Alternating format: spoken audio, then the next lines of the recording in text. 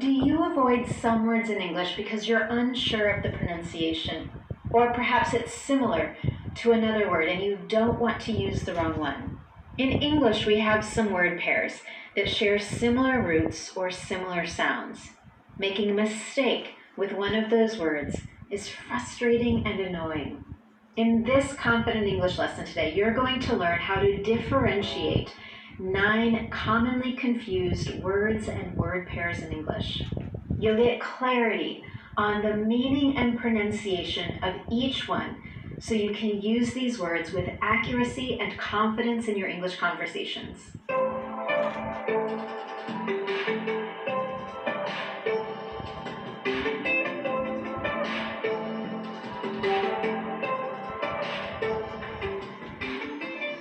But first, if you don't already know, I'm Anne-Marie with Speak Confident English. Everything I do is designed to help you get the confidence you want for your life and work in English.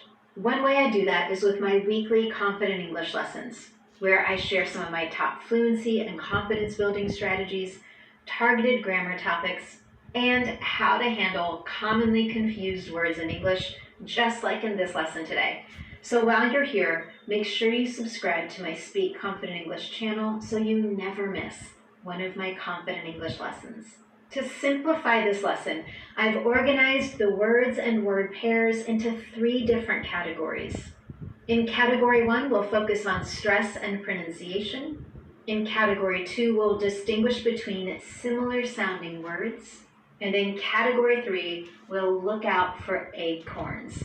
If that's a new word to you, don't worry. It was a new word to me too. We'll talk more about it when we get to Category number 3. All right, Category number 1, focus on stress and pronunciation.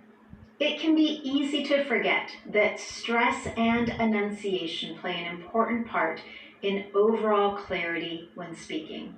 Native and non-native English speakers can forget about this when they get particularly excited or passionate about a topic.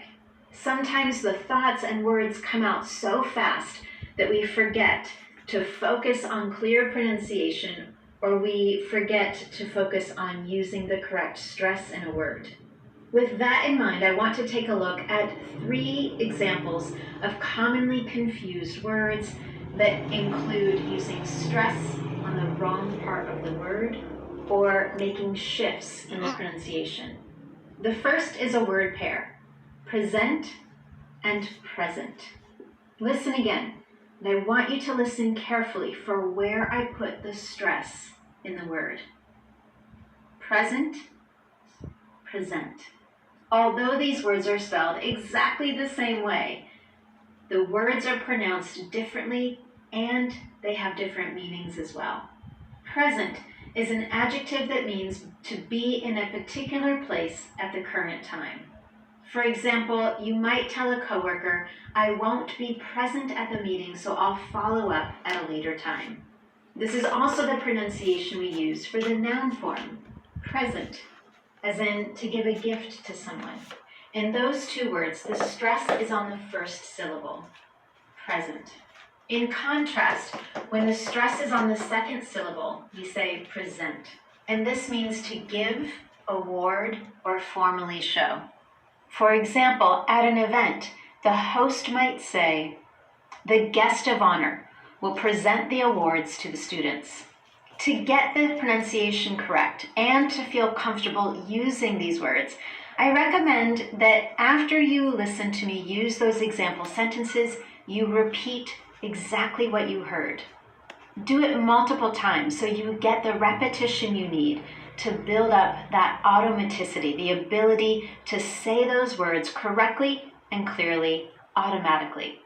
And now let's move on to our second pair of words, resign and resign. In English, word pairs are sets of 2 words that frequently appear together, often in a fixed or non-reversible order, such as back and forth or bread and butter. These can be set phrases that describe an idea of action, peace and quiet.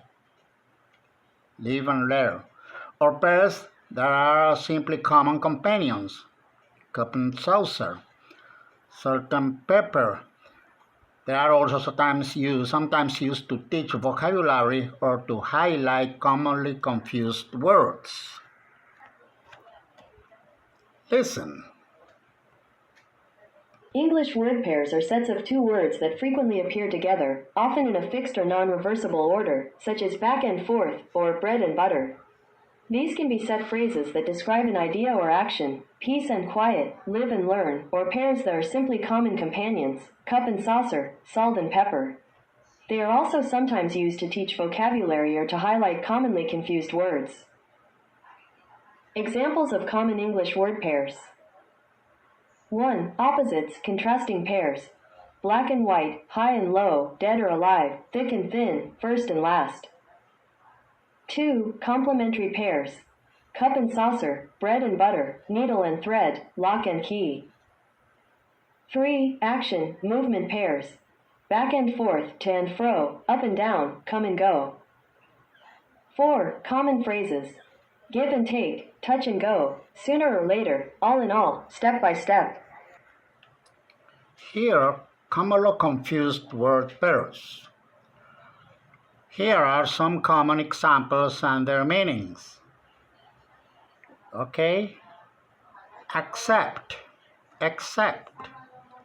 Accept, verb, means to receive. Accept means to exclude or but. Affect, affect. Affect is usually a verb meaning to influence. Effect is usually a noun meaning a result or outcome. Advice, advice. Advice is a noun, is a suggestion. Advise, a verb, is to offer a suggestion. Okay. Aha. Loose, loose. Loose is an adjective meaning not tight. Lose is a verb meaning to misplace or fail to win. Okay. And finally, one more word. Who, whom. Who is a subject pronoun. Whom is an object pronoun. Sorry. Okay. Second pair of words, resign and re-sign. Similar to our first pair of words, resign and re-sign can be misunderstood at work, and there's the potential to place the stress in the wrong place.